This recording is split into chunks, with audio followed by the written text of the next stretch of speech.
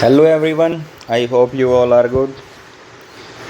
तो आज हम पढ़ते हैं सेक्शन 167 जो सीआरपीसी का था, जो अब चेंज होके सेक्शन 187 हो चुका है बीएनएसएस का। इसमें बताया गया है कि जब इन्वेस्टिगेशन अगर 24 आवर्स में नहीं होगी तो क्या होगा। सेक्शन का नाम है procedure when investigation can not be complete in 24 hours. तो पुलिस कस्टडी होगी या जुडिशियल कस्टडी होगी, तो वो हम देखते हैं। सीआरपीसी और बीएनएस में मेजर चेंज आया है। Police can not detain more than 24 hours until magistrate order. कि पुलिस रख नहीं सकती किसी भी अक्यूज को पुलिस स्टेशन में अगर उनके पास कोई भी मजिस्ट्रेट ऑर्डर नहीं है। तो हमारे पास राइट है आर्टिकल 22 का और सेक्शन 58 बीएनएस का और 57 सीआरपीसी। जो पहले सीआरपीसी थे, जो अब ये नहीं है, ये चलेगा। आर्टिकल 22 एक फंडामेंटल राइट्स है। ये बताता protection against arrest and detaining in certain cases कि 24 आवर से ज़्यादा नहीं रख सकते पुलिस स्टेशन में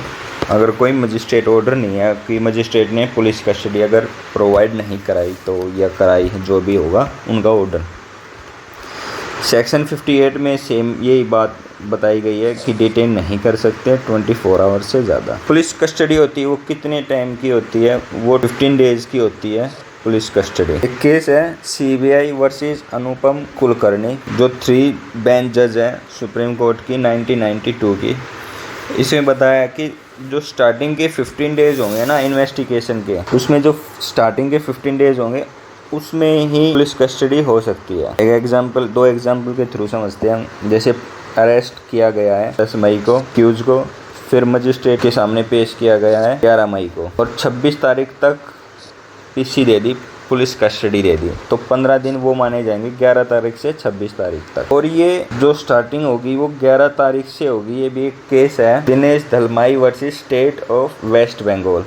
उसमें ये चीज़ हेल्ड हुई थी कि जो डे है वो जब वो माना जाएगा जिस दिन मजिस्ट्रेट के सामने पेश किया जाएगा। एक और एग्जांपल से देखिए, 11 तारीख को पेश किया, 15 तारीख तक पुलिस कस्टडी रही, 16 तारीख से 23 तारीख तक जुडिशियल कस्टडी रही, फिर 24 और 25 2 दिन पुलिस कस्टडी रही, तो 26 तारीख तक हो गए पूरे 15 दिन।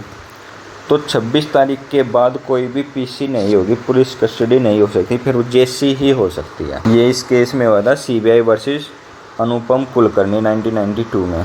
ये 3 जज बेंच की थी। उसके बाद एक केस हो रहा था जो 2 जज बेंच था, सीबीआई वर्सेस विकास मिश्रा। उसमें चेंज हुआ था कि change starting 15 days to change to any 15 days, मतलब कोई भी 15 डेज जो भी इन्वेस्टिगेशन का होगा। पर ये जैसे 2 बेंच जज थी और जो 1992 में आई थी वो 3 जज बेंच थी। तो जो ज़्यादा जज के बेंच होते हैं उनको ज़्यादा प्रेफरेंस दिया जाता है। लेकिन धीरे धीरे चेंज होता गया। एक केस और आया we सेठिल Balaji versus Tamil Nadu.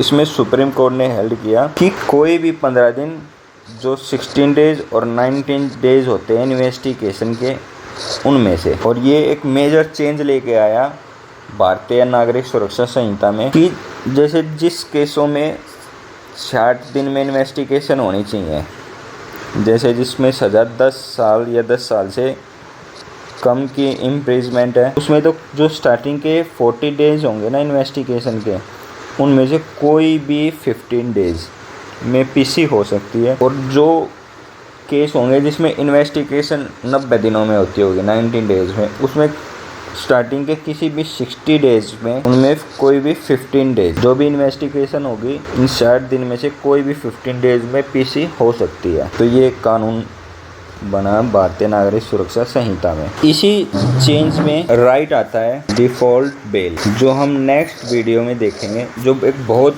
He interesting है और बहुत ज़्यादा यूजफुल भी है।